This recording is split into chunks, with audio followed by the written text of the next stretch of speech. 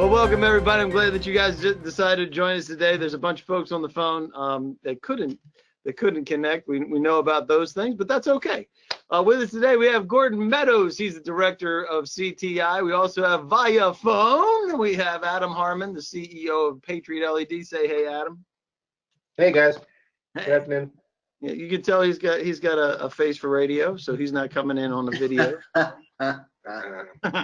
And I'm Dave Lowe, the briefing host. We want to say thanks for everybody and welcome everybody that's joining us today from the VA, Army Corps of Engineers, Army, Navy, Air Force. A lot of this is revolving around DOD and VA, primarily because of the contracting mechanisms and the fact that you just happen to be a service disabled firm. Isn't that right, Gordon Meadows?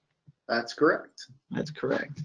So with that, we're going to be talking a little bit about VA today. So we want you to know this is not affiliated or endorsed by VA or any agency. It's provided to you, the audience, for informational purposes only.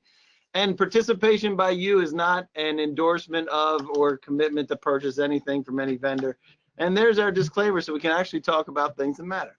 If you have questions, you can pop open that panel on the side, and you can either text them to us, whatever you want to call that, just filling in that information and sending it over to us, or you can raise your hand. That's what that little icon is there, so that you can let us know that you would like us to talk with you. And if you dialed in by phone, and I know that there's a lot of folks that dialed in on the phone, and some of you can't even see the number because of DoD firewalls, but if you can see that number that you're logged into, hit pound, then the number, then pound, and then we can unmute you as well. And you can email us at support@govbrief.us or govsupport@patriotled.com.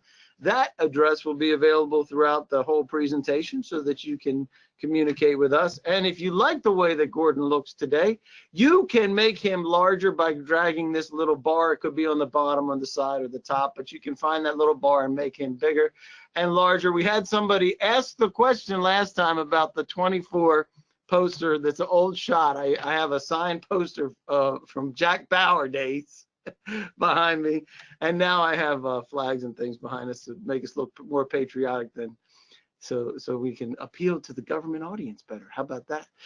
Handouts, we do have handouts. There's 4 handouts that are associated with this, and they all revolve around ESPC contracts, including DOE qualified ESCOs, kind of like you, Gordon, is a qualified ESCO. And then we have the other, at least the beginning segments of being able to execute an ESPC contract. So you can download those, and there'll be more information coming your way after this as well.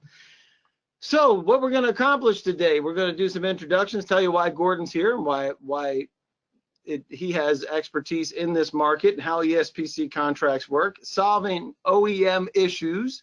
O&M. Did it again. I'm stuck in product land. O&M issues. All right, we're going to do this right, I promise, maybe. Energy savings wins, how you can get there, get these energy savings, because that's what we're using. We're using energy savings to pay for things legally. Just letting you know, for all the people that I've talked to that said it can't be done, it actually can be. Questions and answers, protecting your agency and procurement options. So the first things first, why are you here today? And let me get this open. Where's my polls? Are you here today? And you can choose as many as you want. You want to learn more about ESPC contracts. Maybe you have a project and you're looking to use an ESPC contract. Maybe you're interested in learning more about LED technology, or you have an upcoming opportunity for LED lighting, or your boss made you come. So any one of those is fine, and we'll leave it at that. So everybody can vote. We don't discriminate against anybody. There's no blocking at the polls. So let us know what you got. We'll give you another 5, 4, 3, 2, 1, and bam, there you go. 100% want to learn more about ESPC contracts, which is coincidentally, Gordon Meadows, why we're here. So we'll talk about that in just a minute. Gordon, tell us about CTI. I know you're based up in Massachusetts. Tell us a little bit about you guys. Sure. So we're based in Massachusetts, as you say, but we do work nationwide. We've got a project going in Texas, Nevada, Vermont, Maine, and we've done projects all over the country. So we do focus primarily on VA and DoD because we're a service disabled veteran-owned small business. We are going to be on the upcoming VA IDIQ, which will make the ESPC process much easier for facilities within the VA, which is fantastic. You'll be able to just be assigned a task order. So that will streamline things, and we'll talk about that later.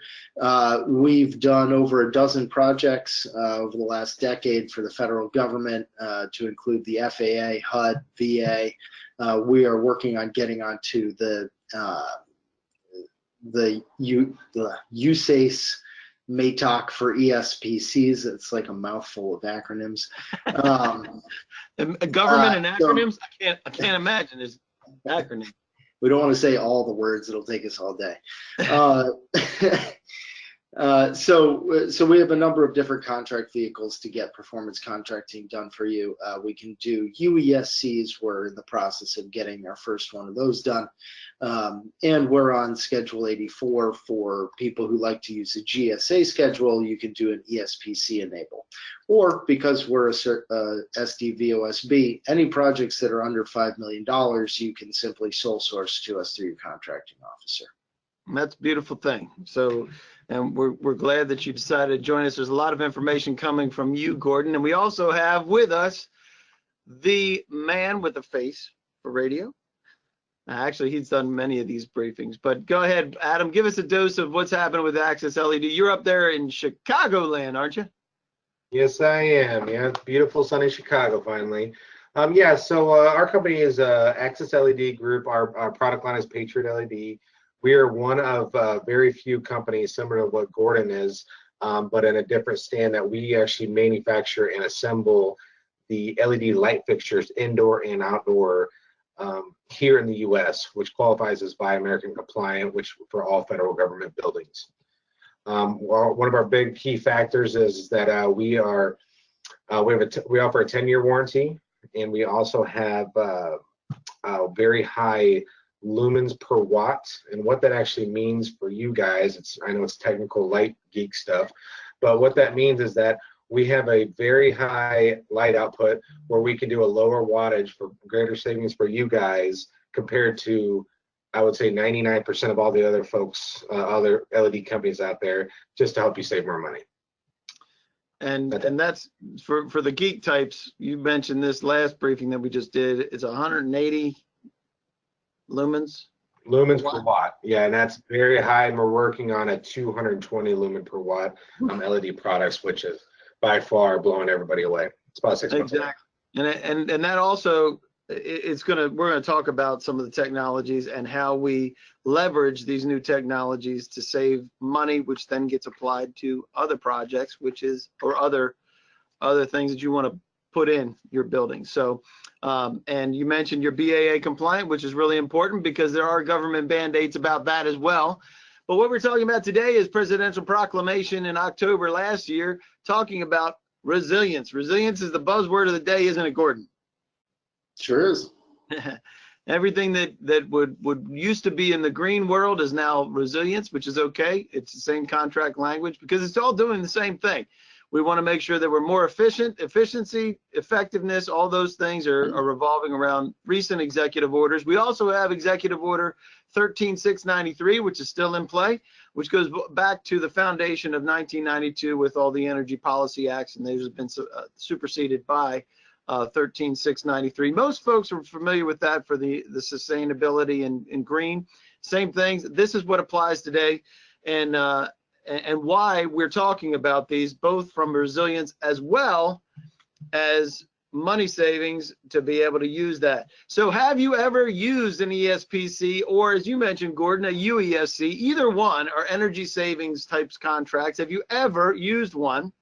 And apparently that we're in good company, so we may get some additional information from other folks on their projects, because we're going to give you another 5, 4, 3, 2. All right, there you go. 100% have used it. Last time we had 100% that didn't use it, so that's great.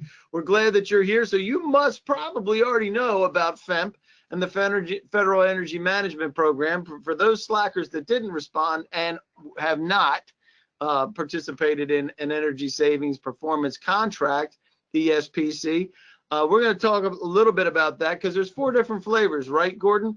Energy savings, ESPCs, UESCs, ESPC Enable, and ESPC ESA. So tell us what we're going to concentrate on today, but they're all kind of the same fundamental principles, right?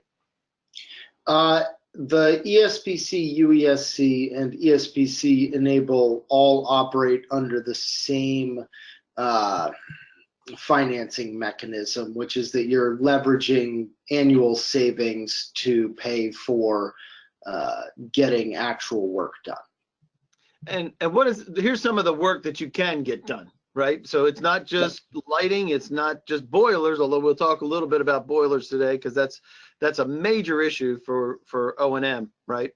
But this is not restricted to any one particular item. You can do all kinds of upgrades. You mentioned refrigerators, which I'm told you I have an issue with that That's an awfully small piece of it. The appliances can be replaced in an ESPC just to kind of demonstrate the diversity. You can go from boilers to refrigerators. Anything that reduces your utility costs can be put into an ESPC contract. There's a whole list here. Solar, battery storage is really on the kind of cutting edge of what we're getting into, and that's going to be especially important for the DoD. You mentioned resilience. We do have a genuine exposure to the grid with our DoD facilities, and we talked this morning on our other little presentation about the fact that grid vulnerability is a big deal, and that getting battery storage in place does truly harden a facility on an energy perspective, and that is critical for the Defense Department to really start picking up. Exactly, and I've been to a couple of these different conferences with the FEMP folks, and they said that pretty much anything but electric vehicles you can fund with ESPC contracts. And the cool thing about this is that this is the money slide in just about every different way, right? So the idea is you are spending X amount of dollars that's budgeted for your utilities, right? That every agency has that, every location has that, every facility has that. So yeah. What are we talking about doing with this? Yeah, so this slide for everyone who's on is really the most critical thing to understand on how an ESPC works. So you currently have a funding stream coming in from Congress which pays your utility bills. The amount of money that is coming in to pay your utility bills will not change once you engage in the ESPC process. It will increase as utility costs increase, but there will not be additional cost to the agency or facility through an ESPC, because what we do is we capture savings that the project is going to create. So let's say you're spending $1 million a year on natural gas, and it's because your boilers operate at 80% efficiency, and we're able to replace them with 90% efficient boilers and new controls, and we're able to save you 20% of your natural gas bill, which would be $200,000 in this situation. So when we save you $200,000 a year by replacing maybe just your burners on your boilers, we are able to then multiply that $200,000 a year, because these are 20 to 25 year contracts. So your typical multiplier is anywhere from 10 to 14 times. So if we're saving you $200,000 a year, with that $200,000 a year times 10, we're able to get $2 million worth of work done for you. So we're able to execute a $2 million boiler burner swap out for the $200,000 in savings. And so what we do is we engineer the projects out with all of the various energy conservation measures, and then we take those to a bank and we say, we're going to save $1 million a year for this facility. We would like to borrow $10 million to actually execute that work. And then the money that's required to pay for the financing to repay the bank for the $10 million they lend you would just be that $1 million in annual savings that the project itself has generated. So if you look at this slide, it starts off on the left with your existing utility costs being all of the money that's coming in from Congress for your utilities is simply turning around and going back out the door. What happens in an ESPC is that that money gets split up. So instead of the money coming in and going straight to the utility, the money comes in, the new lower utility costs go to the utility just as they did before, but that savings that you now have goes to the bank. Now, you'll notice at the top, there's a little sliver that says excess savings in the top of the second bar.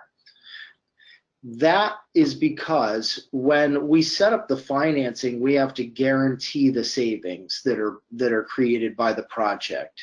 That means you're on the hook. You're on the hook for the savings. That's right. So we're guaranteeing in the projects that we're going to deliver you enough savings to pay the financing.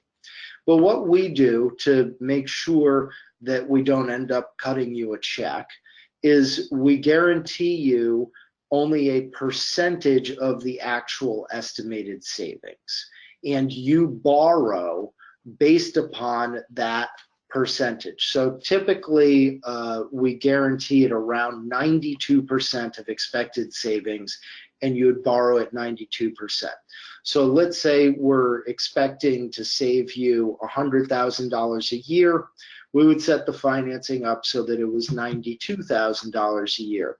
So out of that $100,000 that you save, you pay $92,000 to the bank, and that sliver at the top of that bar would be the $8,000 that's left over that goes right to generally to the facility itself, but at the very least it stays with the agency, and the agency is able to then use that money for other needs. And for the folks who haven't done this before, it's a process that's laid out by Department of Energy. It's supported by FEMP. It's federally backed, and it's just a system of being able to procure, and it's budget neutral, actually budget positive, as you said, right? Because you actually get to be able to bank some of those savings or apply those savings in other places. Yeah, and up to this point, to be budget neutral at the very least. That's right.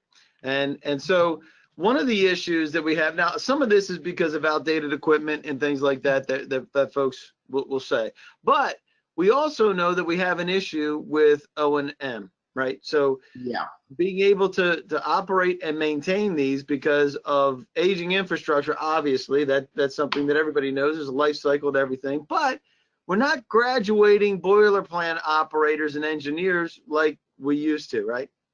Yeah, so one of the reasons we decided to give this webinar is to make sure that people understand that operations and maintenance contracts can be rolled into ESPCs.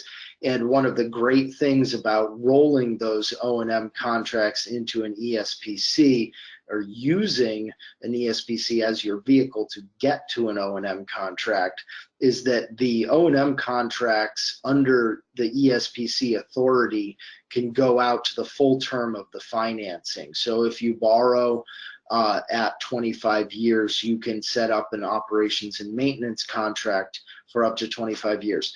A lot of things that wouldn't apply to, but there are very complicated things which are creating problems for various agencies government-wide. And one of those is the fact that the Navy is simply not graduating out as many boiler plant operators anymore, and so there are less people retiring out of that system, which used to really be the country's feeder for boiler plant operators, and that stream is shrinking. And those operators are not being paid very well by the government, which means that when private industry looks to pick them up, that tends to be the way that they're going. So we are seeing nationwide a challenge for government agencies to continue to operate their large boiler plants. And we have a solution to that problem here with the ESPC vehicle, where we can come in and use the savings that are generated by the project to pay for new operators for the boiler plants. And that can be an enormous advantage for the government to not have to worry about that. And tell us about this mothballed CHP. What does that mean? Yeah, so the CHP plants are even more complex than a simple boiler plant to operate, and the government is having even more trouble than it is with the boiler plant operators finding people to operate CHP plants.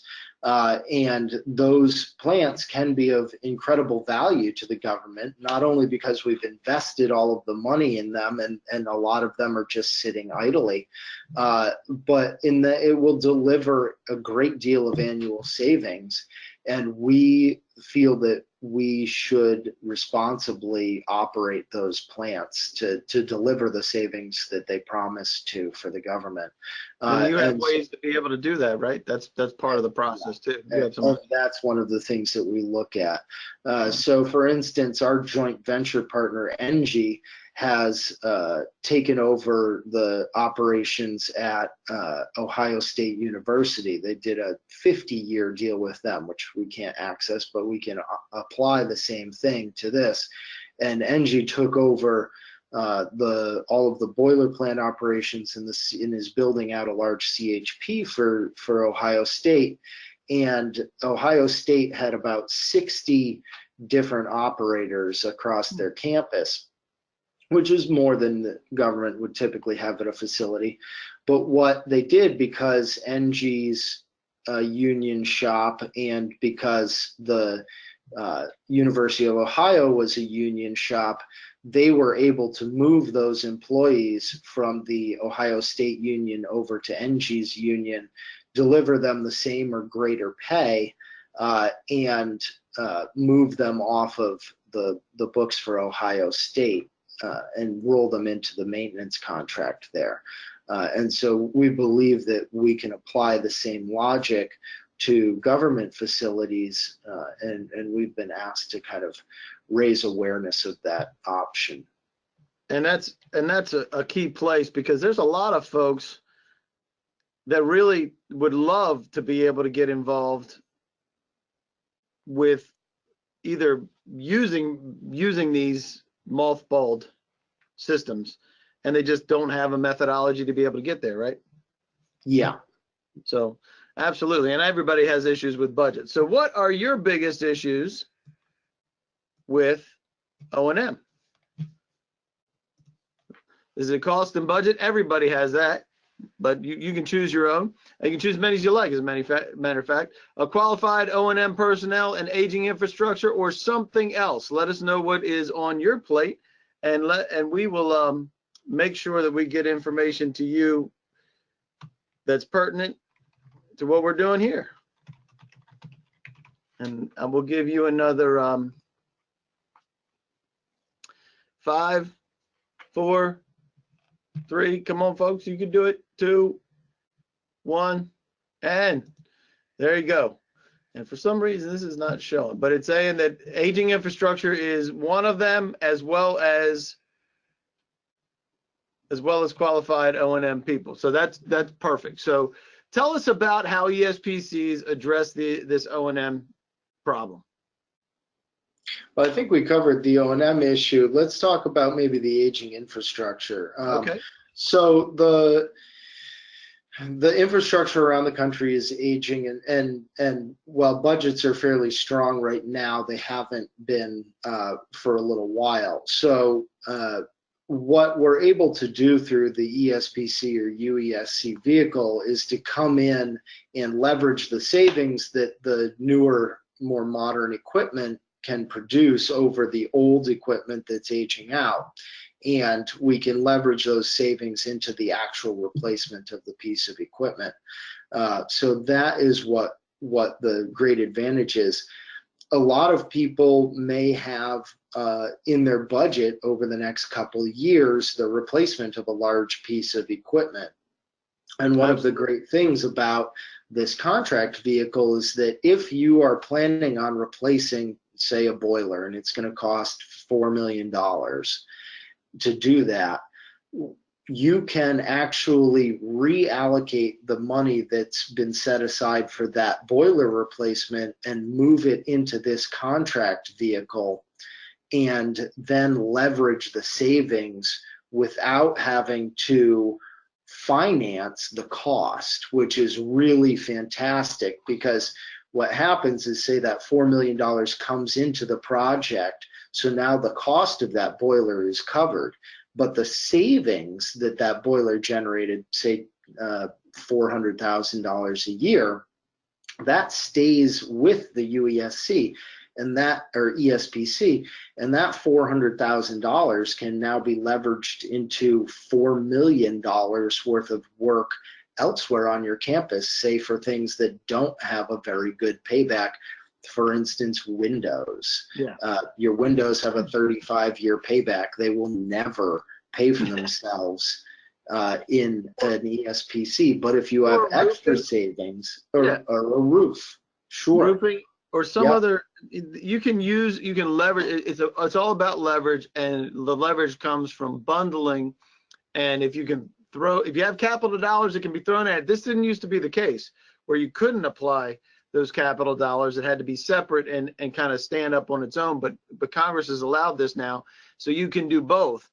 And it really is a great tool to be able to get everything bundled in, including the O&M, which, as you mentioned earlier, being able to take that O&M from 5 years to now push it to up to 25 years and really offload the risk of all those components to the ESCO, who is not restricted by the level of pay and other things that are really creating problems.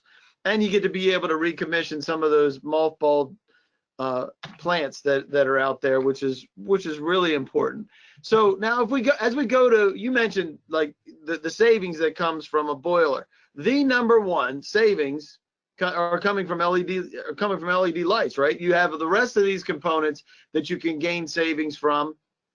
You mentioned batteries and things, so you have your solar panels that you see at the bottom. So these are all areas that can be incorporated and bundled in to these ESPC contracts. But let's talk about the LEDs for just a minute. Adam, if you're still available, we'll talk to you for just a minute, because you know a lot about this. So tell us about the types of LED lights that you are normally seeing being incorporated in these ESCO contracts and for ESPC contracts.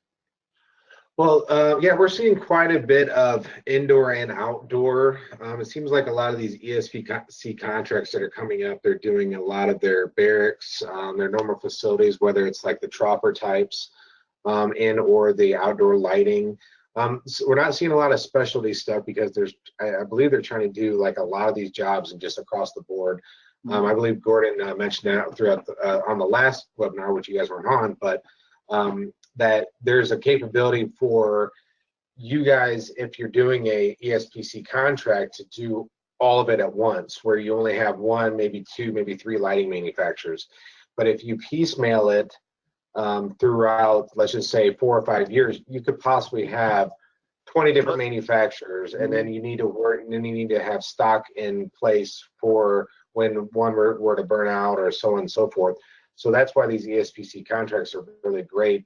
And what we can do is supply you with just about anything you need for your facilities in order to keep it uniform throughout the whole entire place. That makes sense. One of the biggest reasons is that, and you mentioned this, inside and outside, that's what it is. It is an easy win for agencies to see how they can take that savings, because now you have efficiencies from fluorescence to LEDs. Now you have LEDs that are even better than the ones from just a few years ago. And you're talking about an ROI here of 24, 36 months, and maybe 60 months, 5 years. What does that mean for you, Gordon, when you have this kind of ROI? Well, so anything with about an 8-year payback is considered budget neutral within an ESPC. That means that it doesn't make it bigger or smaller, which means that you can put in kind of an unlimited amount of anything with an 8-year payback. When a measure has less than an 8-year payback, it means that it helps to pay for other things within the project. So it actually has a positive impact on the amount of work that you can get done within the ESPC. So as we see the cost of LEDs coming down, we're seeing them be more and more positive in the projects. I would say 4 years ago, they were simply budget neutral and we could get all the lighting done and it was no problem. Now, as the prices are dropping, they tend to help boost the projects, which means that the more LEDs you put in, the more money you have for a new roof. And it seems like a crazy system, but the reality is that any one ECM does not have to pay for itself.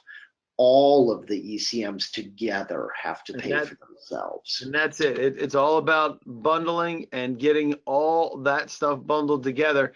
And I'm sorry, I say ECM as if everyone knows what that acronym means. That's an energy conservation measure. So a boiler would be an ECM, lighting would be an ECM, a new roof would be an ECM, energy conservation measure. So here we see why this works. And this is if you're improving from LED technology from just a few years ago, right, Adam? But if you're doing it from fluorescence to LED, you're talking about much better than a 50% reduction. But imagine that, taking all the savings, 50% reduction in savings, and applying that to that contract, right, Adam? Exactly. Yeah, with the technology getting better and better and better, kind of mentioned it earlier, is that our new LED tech, our lumens per watt is just getting higher, and it's going to continue to grow, and you're just going to get a bigger reduction from. Our 10-watt LED tube currently is the same equivalent to 2 years ago, an 18-watt. So that 8 watts in difference is, it doesn't sound like much now, but when you take your whole facility and you have 100,000 fixtures, or even 1,000 fixtures times the number of hours, with the energy reduction, especially the longevity with the lower maintenance costs, like the lower bullet point says, that's a huge savings for you guys.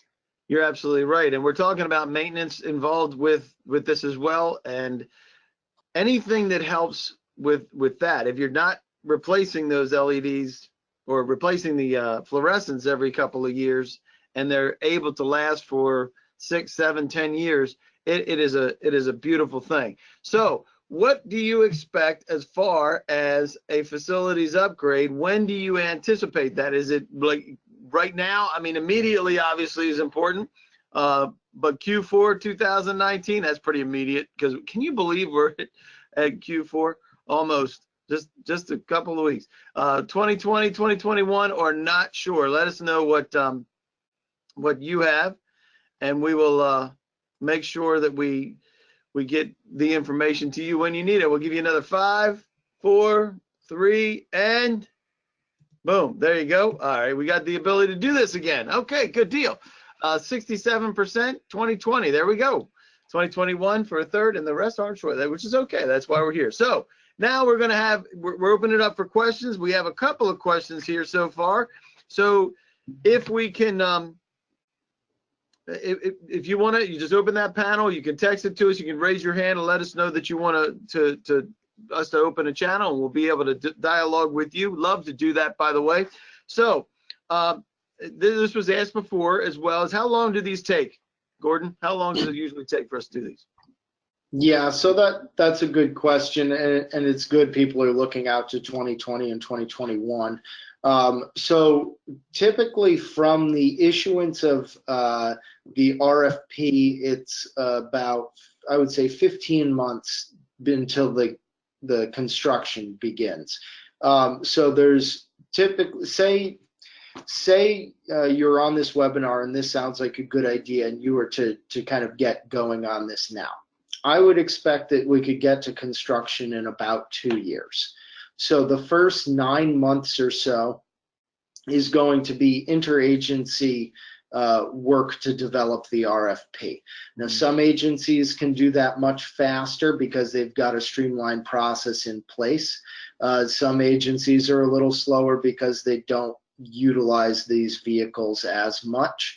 The VA, for example, could probably in 6 months get somebody to the point where they can issue an RFP because they have a really solid team of experts. It takes time to put together all of the utility data, the facility data, get that through the contracting and legal stages and get the RFP issued. And then from the issuance of the RFP to award, we typically see about 3 months. And then it takes about a year to do the investment grade audit. And the investment grade audit is where we come in and work with the facility to identify all of the energy conservation measures that they would like to execute. We then vet all of those measures to see exactly what the savings would be from them. We assemble them into that package, we create that bundle, and we look at what the overall payback, and we need to find something. Typically, it really has to generally be 10 years or less for the payback in order for us to do the project. And that's 10 years hard cost. And that's because there's all of the soft costs on top of a project. You have your bonding, your legal, your administration. You have to pay us for doing all of the work. And then the majority of that is also going to be finance costs. It's about a third of the project. And there's folks to help with that, by the way. And so we put all of that together, and then it goes through very extensive reviews within the agency to make sure that all of the work has been done correctly, and then we're able to get the task order and move into construction. So about 2 years. About 2 years. So do you staff boiler engineers? Yes. If it's part of the ESPC. If it's part of the ESPC. It's not like you're a staffing agency for boilers. No. No, you can't just call us and get a boiler plant operator without going through the rest of the process. Got it. Awesome. And yes, the presentation will be made available. There'll be a follow-up, and we'll talk about that in just a minute. And just making sure that you're doing this right. Get your technical and procurement folks involved at the same time. Make sure you're all going on the same page, and engage the FEMP personnel. They are experts in this. They've done it over and over again. Their hierarchy comes from Department of Energy down onto FEMP, and there's 3 different folks that you can be engaged. One of 3 folks that will help you from soup to nuts to get through this process. And they'll help you draft a procurement plan, leverage those savings, help you find those places to bundle big, and don't be afraid to reach out to the folks that are included on this list, including Gordon, as a trusted resource, because guess what? He's been through it, and he can help you get through it as well. Just reach out to them as a trusted resource. They can reach out to you to do like a preliminary thing. There's no obligation, right? Yeah, so we're not allowed to run any numbers and determine savings on a project, but part of what we do is we come out and we sit down with facilities engineers, energy managers, and we talk through what the process of executing an ESPC is like, what the advantages, what the risks are, and kind of help people get comfortable with the process. And then we turn people over to the correct group within their agency to help them actually get going. And a lot of agencies actually have energy folks that are ready and able to assist in this as well. Use the available ESPC contracts, and here's a whole bunch of them here. You mentioned it before, the VA ESPC IDIQ coming out, USACE as well, the MATOC buying off of GSA. You have ESPC 2017 DOE folks, as well as ESA folks and UESCs, depending on where you are in the country. That's where utility actually drives those savings. So there's a lot of different options out there. And if you'd like to buy BAA compliant lighting right out of the gate, I'm sure that Adam would like to talk with you about that. There's interagency agreements that can be purchased directly through Unicor, as well as just about any other socioeconomic type of company, right, Adam? Yes, we can go through any one of those agencies or agreements. Yep. That's Yeah, exactly and right. I would just mention on that contracting vehicle piece that through the GSA Schedule 84, which is ESPC Enable, because CTI is SDVOSB, any projects that are less than $5 million can be sole sourced to us. It makes it a much more simple procurement process. Yes, it So does. anyone who may be on here that has a little project and anything under $5 million would be considered little, we're happy to help. There you go. And that's fantastic. So what do you need help with? Let me get this. This is the last poll of the day. I promise it is. Do you need help with a specific project? Is it looking at whether this will work with your organization? Do you need an energy audit? Do you need spec sheets and price lists or something else? Please contact me because we will make sure that you get that information out. And we're going to give you just a few seconds because we're going to stay on time here. We're a couple minutes over already, so we want to make sure we stay this. So we get 5, 4, 3, 2, 1. You can do it. I promise. And there you go. So some folks need help with something else. So we will make sure that we get that for you guys. And with that, you will get a follow-up recap email that has all this information, including the presentation, including the questions and answers, including the supporting documents, some of the stuff that you have here for download right now, and some that we couldn't fit because it only takes 5 with this one. So, and procurement options. And with that, we just want to say thank you for joining us today. If you have any questions about ESPC contracts, Gordon can help, and he will help point you in the right direction if he doesn't know the answer, even if he knows a lot, but he might not know everything. Right, Gordon? For sure. For sure. So there's the contact information. Adam, thanks for joining us from Chicago. Thanks, guys. Appreciate it. So, and I just want to say thanks for joining us for this interagency briefing. We appreciate you guys being here, and we just want to help any way we can. So let us know how we can do it and do it better, and we will see you next time. Thanks, guys. Appreciate it. Thank Have you. a great rest of the day.